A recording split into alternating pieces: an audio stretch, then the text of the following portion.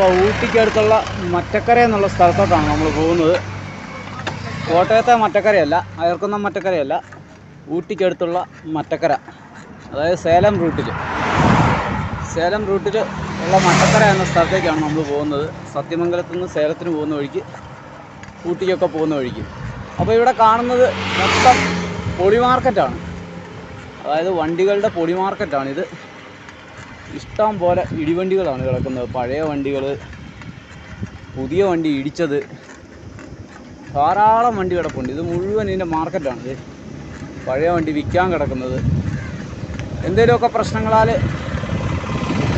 കംപ്ലൈൻ്റായ വണ്ടികൾ, സെയിലിന് കിടക്കുന്ന വണ്ടികൾ. സെയിൽ വണ്ടിയൊക്കെ ലാസ്റ്റ് സെയിലെന്ന് എഴുതി വെക്കും, പക്ഷേ അതിൻ്റെ പാർട്സ് ആവശ്യമായിട്ട് ആൾക്കാർ വന്നാൽ അന്നേരം കൊടുക്കുന്ന പരിപാടിയാണ്. എല്ലാ വണ്ടികളും കിടപ്പുണ്ട്. സ്കോർപ്പിയോ, സാൻഡ്രോ, മല.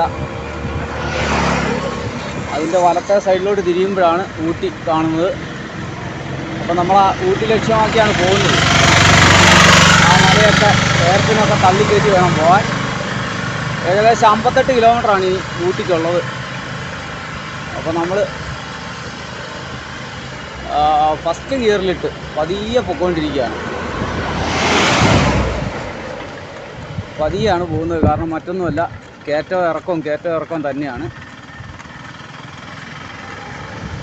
അപ്പം മേട്ടുപ്പാളയം മുനിസിപ്പാലിറ്റിയിലേക്ക് ഞാൻ പ്രവേശിച്ച് ഇപ്പം മേട്ടുപ്പാളയം മുനിസിപ്പാലിറ്റിയിലാണ് ഞാനുള്ളത്.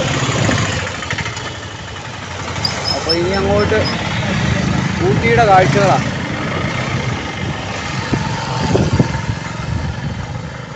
ഊട്ടിയുടെ കാഴ്ചകളിലൂടെയാണ് ഇനിയുള്ള യാത്ര. അപ്പം മറ്റക്കര അടുക്കാറായിട്ടുണ്ട്. അപ്പോൾ അവിടുന്ന് വേണം എനിക്ക് തിരിഞ്ഞു പോകാൻ. പിന്നെ ഓടി ഫോറസ്റ്റിൻ്റെ വണ്ടിയൊക്കെയാണ്, കേരള സർക്കാരിൻ്റെ വണ്ടി, വന്യജീവി വകുപ്പ് വണ്ടിയൊക്കെ കിടക്കുന്നു, ഓടി കിടക്കുന്നു. ഇഷ്ടം പോലെ വണ്ടിയാണ്. കേരളത്തിൽ നിന്നൊക്കെ എടുത്തുകൊണ്ട് വരുന്ന വണ്ടികൾ വരെയുണ്ട്. ലേലം പിടിക്കുന്ന അവിടെ പുതിയ വണ്ടികളൊക്കെ കിടക്കുന്നു. പഴയ മഹീന്ദ്ര കിടക്കുന്ന 540, 550 ആണ് ജീപ്പ്. പഴയ വണ്ടി പണ്ട് നമ്മുടെ ആരോഗ്യവകുപ്പിനുണ്ടായിരുന്ന വണ്ടികളാണ് അവർ. ആ ടൈപ്പ് മോഡൽ വണ്ടികൾ. പഴയ വണ്ടിയൊക്കെ എടുക്കണം, ഇങ്ങോട്ട് വന്നാൽ മതി. അതൊക്കെ റീകണ്ടീഷൻ ചെയ്യുക, ഇവിടുന്ന് പൊക്കുക, നേരെ കോയമ്പത്തൂർ കൊണ്ടുപോവുക, റീകണ്ടീഷൻ ചെയ്യുക, റീരജിസ്റ്റർ ചെയ്യുക, നാട്ടിൽ കൊണ്ടുപോകുക. ഇവിടെയൊക്കെ അത് സൗകര്യപ്രദമാണ്. ഇഷ്ടം പോലെ ജീപ്പ് കിടക്കാൻ, 540, 550 ഒക്കെ ഇഷ്ടം പോലെ കിടക്കാം.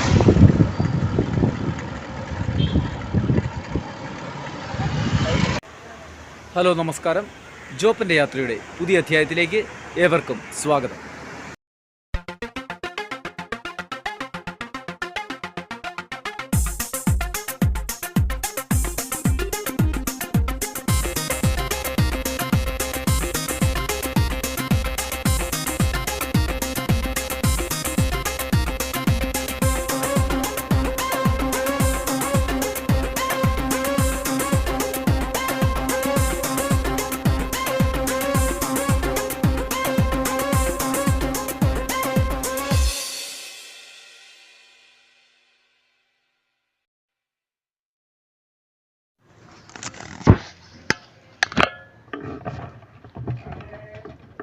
ഇപ്പോഴത്തെ ഒരു വണ്ടിക്കകത്തോട്ട് കയറ്റിയിട്ടുണ്ട്.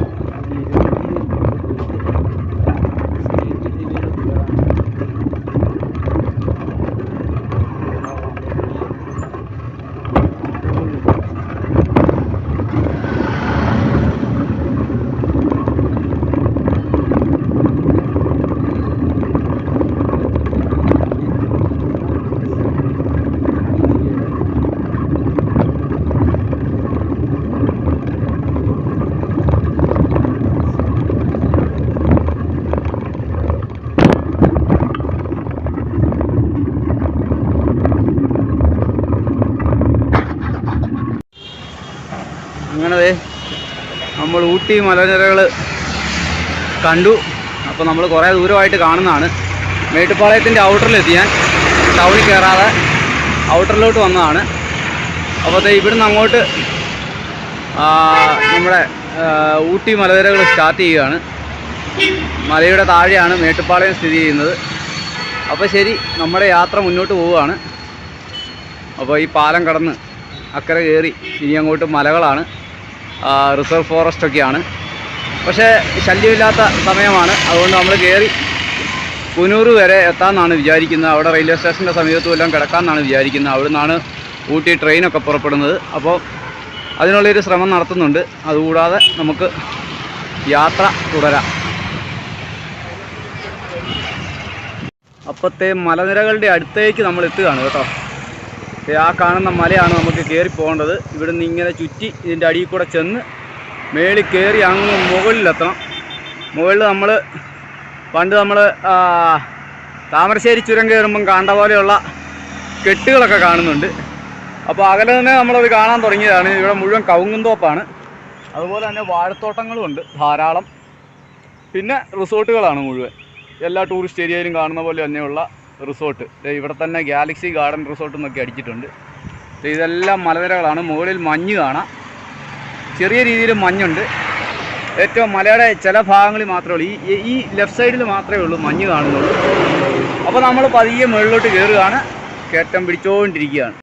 മരങ്ങളാണ്, വാഗയാണ് കൂടുതലും. വാഗ നമ്മുടെ നാട്ടിൽ കാണുന്ന പലതരം മരങ്ങളുണ്ട്. അപ്പോൾ ആ മരത്തിൻ്റെ എല്ലാം അടിയിലൂടെ നമ്മളിങ്ങനെ പൊക്കോണ്ടിരിക്കുകയാണ്. നല്ല തണലാണ്. അതുകൊണ്ട് ഇന്ന് എൻ്റെ സോളാർ ചാർജിങ് ഒന്നും നടക്കുകയില്ല. മൊബൈലിലുള്ള ചാർജ് കൊണ്ടൊക്കെ അഡ്ജസ്റ്റ് ചെയ്യേണ്ടി വരും. ഇനിയിപ്പോൾ ഏതെങ്കിലും ഉച്ചയാകുമ്പോൾ ഏതെങ്കിലും പെട്രോൾ പമ്പിൽ ചെന്നിട്ട് വേണം നമ്മുടെ മൊബൈലൊന്ന് ചാർജ് ചെയ്യാൻ. മേളിലോട്ട് കയറുമ്പോൾ എവിടെയെങ്കിലും പെട്രോൾ പമ്പ് കിട്ടുമെന്നാണ് പ്രതീക്ഷിക്കുന്നത്.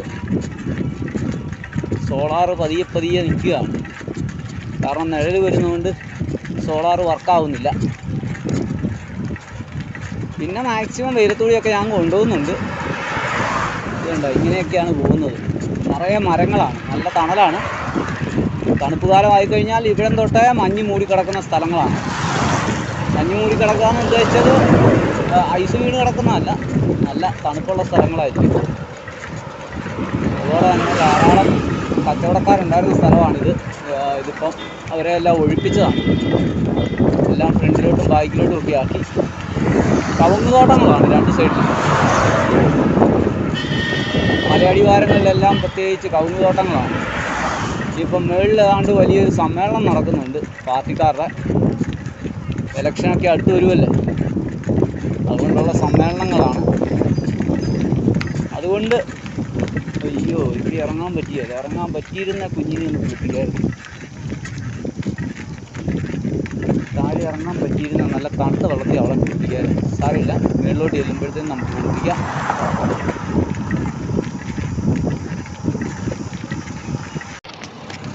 അപ്പോഴത്തെ നമ്മൾ ചെക്ക് പോസ്റ്റൊക്കെ കഴിഞ്ഞിങ്ങോട്ട് കയറി. ഫസ്റ്റ് ചെക്ക് പോസ്റ്റ് അല്ല, ഇപ്പോഴത്തെ ബോട്ടിൽ ചെക്ക് പോസ്റ്റാണ്. അതായത് പ്ലാസ്റ്റിക് നിരോധിത മേഖലയാണ്. പക്ഷെ നമുക്ക് ചിലപ്പോഴൊക്കെ ഇങ്ങനെ പ്ലാസ്റ്റിക് കുപ്പികളും ഒക്കെ വഴിയിൽ കാണാൻ പറ്റും. എന്നാലും ഇവിടെ ഒരു നിയമപ്രകാരം പ്ലാസ്റ്റിക് ബോട്ടിൽസ് ഉള്ളിലോട്ട് കയറ്റാൻ പറ്റില്ല. മറ്റൊന്നും കൊണ്ടല്ല, മൃഗങ്ങളൊക്കെ ഇതെടുത്ത് തിന്നിട്ട് അതുങ്ങൾ ധാരാളം ചത്തു പോകുന്നുണ്ട്. അതുകൊണ്ടാണ് ഇത് നിരോധിച്ചിരിക്കുന്നത്. അതുപോലെ തന്നെ കുരങ്ങന്മാരൊക്കെ കാടിൻ്റെ ഉള്ളിലോട്ട് ഇത് എടുത്തുകൊണ്ട് പോകും.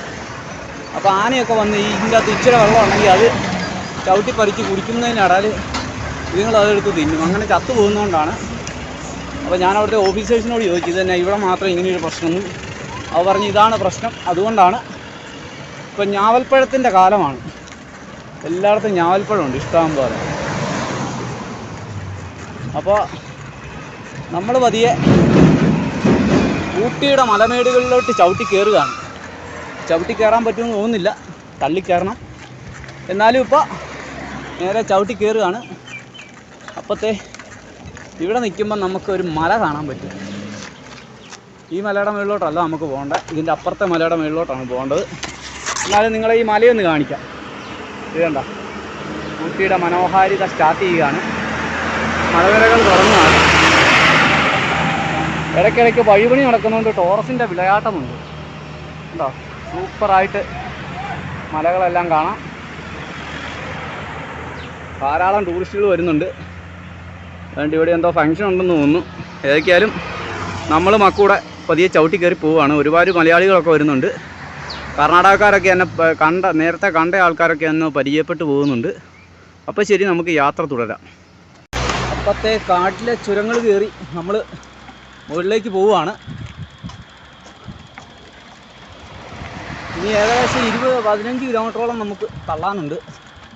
തള്ളല്ല, ചിലപ്പോൾ ഈ മലയങ്ങ് കയറി കഴിഞ്ഞാൽ കുറച്ചൊക്കെ ഇറങ്ങിപ്പോകാൻ പറ്റും, അറിയാൻ പറ്റില്ല, ചിലടത്തൊക്കെ പറ്റും. അപ്പോൾ നമ്മൾ ഈ മലകളൊക്കെ കയറി ഇങ്ങനെ പൊയ്ക്കൊണ്ടിരിക്കുകയാണ്. തള്ളുവാണ് കേട്ടോ. കണ്ടോ മലയുടെ മുകളിലേക്കുള്ള കാഴ്ചകൾ കണ്ടോ. കാട് കറുത്ത കാട്. ഇത് താഴോട്ട് കൊക്കയാണ് കേട്ടോ. ഈ മല അടിവാരമാണ്, ഇങ്ങോട്ട് കൊക്കയാണ്. അപ്പോൾ നമ്മൾ വരുന്ന വഴിക്ക് നമുക്ക് വീണ്ടും മാനിനെ കാണാൻ പറ്റിയായിരുന്നു.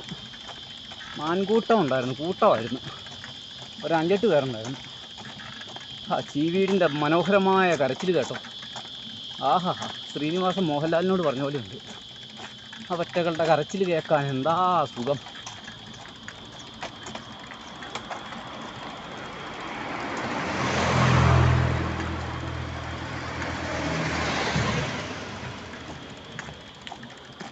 Plastic bottle not allowed. പക്ഷേ കാടിൻ്റെ അകത്ത് നിറച്ച് പ്ലാസ്റ്റിക് ബോട്ടിലേ ഉള്ളൂ. അങ്ങനെ ഒരു ഗുണമുണ്ട്.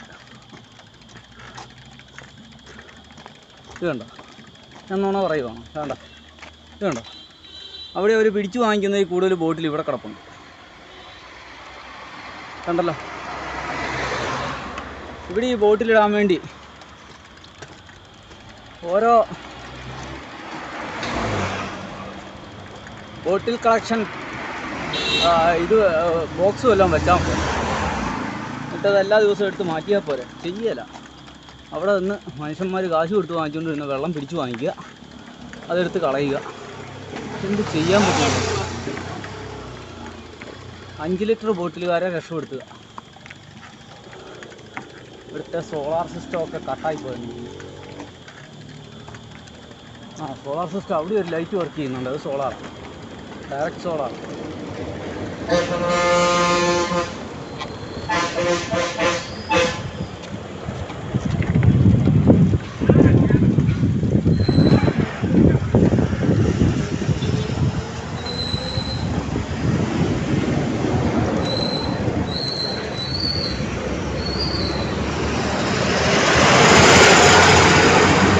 അണ്ണൻ ചുമ്മാ തെറി പറഞ്ഞിട്ട് പോകേണ്ട കാര്യം വല്ലതും ഉണ്ടോ?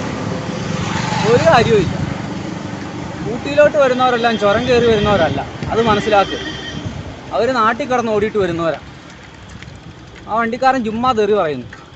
നമ്മുടെ കേരളത്തിലെ ഒരു വ്ളോഗറുണ്ട്, അവനും ഇത് തന്നെയാണ് പരിപാടി.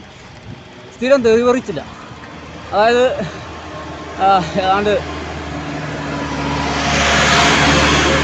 നമ്മുടെ താമരശ്ശേരി ചർച്ച് വയനാട് കാണാൻ വരുന്നവർ മുഴുവൻ ഈ എന്നതാ എന്നും ചുരം കയറി വയനാട്ടിൽ കിടക്കുന്നവരാണ് അവൻ്റെ ചിന്ത. ഒരു വിവരവും ഇല്ല. അന്നേരം ലൈറ്റിട്ട് കാണിക്കുക, അപ്പോൾ അവരെങ്ങോട്ടേലും മാറ്റും, സൈഡാക്കി തരും, കയറിപ്പോവുക, അല്ലെ അവിടെ കിടക്കുക. അല്ലാതെ ചുരം കയറുമ്പോൾ എങ്ങനെ കയറണമെന്ന് MPD ഒന്നും പഠിപ്പിക്കുന്നില്ല. MPDനെ ആകെ പഠിപ്പിച്ചിരിക്കുന്നത്, ഗവൺമെൻറ് പഠിപ്പിച്ചിരിക്കുന്നത് എവിടെ നിന്ന് കാശ് പിരിക്കാം, അത് മാത്രമാണ് MPDനെ പഠിപ്പിച്ചിരിക്കുന്നത്. അപ്പോൾ ആ MPDയോട് ചുരം കയറുമ്പോഴത്തേനും എങ്ങോട്ടാ ഇടത്ത് പിടിക്കണോ വലത്ത് പിടിക്കണോ എന്ന് പറഞ്ഞാൽ MPDക്ക് വല്ലതും അറിയാമോ? MPD വല്ലതും നാട്ടുകാർക്ക് പറഞ്ഞു കൊടുക്കുമോ?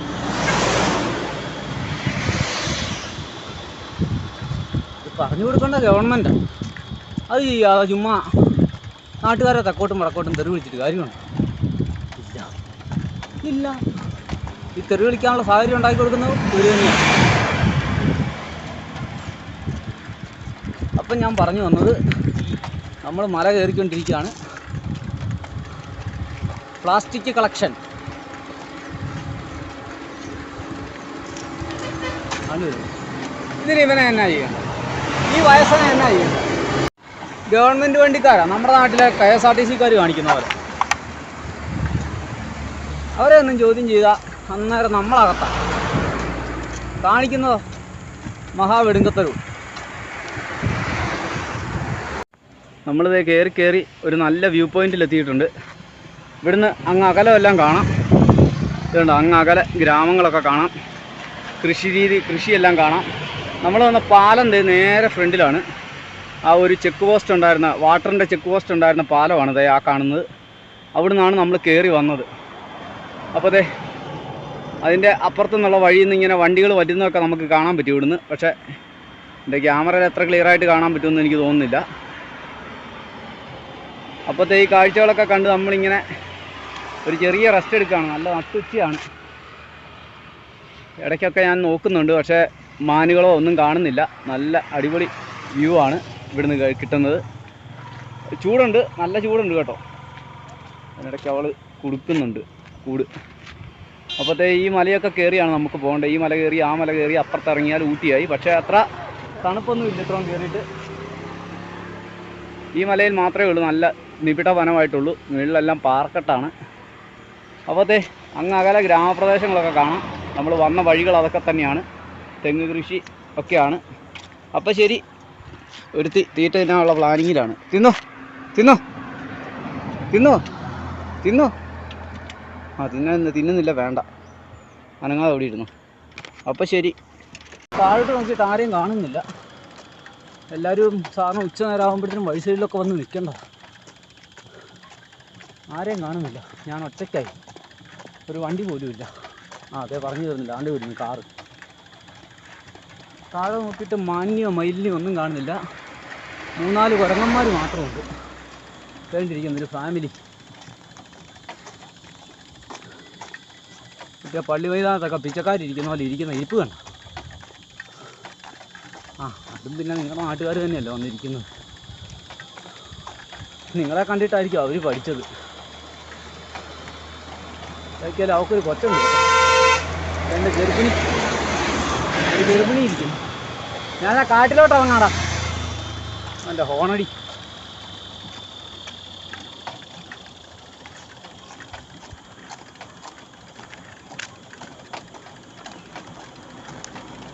താഴെ നോക്കിയിട്ട് ആരെയും കാണുന്നില്ല. ആരുമില്ല.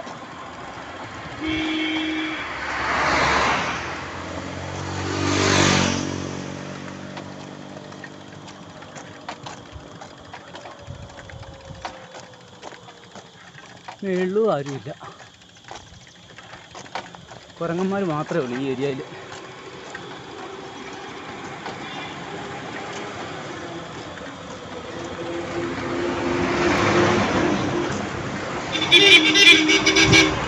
ഒരാവശ്യമില്ലാത്ത പോകണം. കരിവണ്ട് അവനെ അങ്ങനെയാണ് വിളിക്കേണ്ടത്.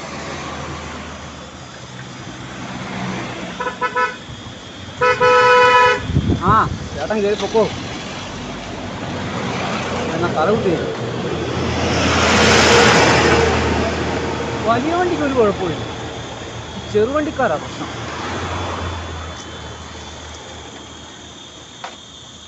ആരുമില്ല ഇവിടെയെങ്കിലും. അപ്പം നമ്മൾ കയറി ഇനി മണ്ടയിലെത്തിയിട്ടുണ്ട്.